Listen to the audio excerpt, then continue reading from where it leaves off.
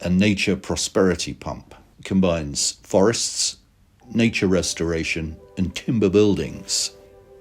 In essence, it's simple. We grow and restore far more forests than we have today. We do that in ways that enhance biodiversity, not deplete it. We harvest the timber sustainably, planting and regenerating more trees than we fell. We use the timber in off-site constructed, flat-packed buildings of so-called passive house standard. Think uniquely comfortable buildings with low or zero energy bills. But we need to do it on a massive scale in multiple countries.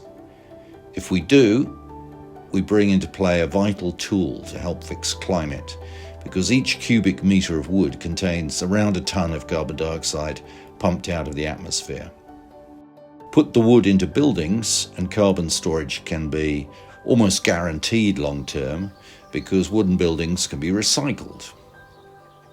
Along the way, we help stop and reverse biodiversity collapse because we plant and manage the forests in ways that do that.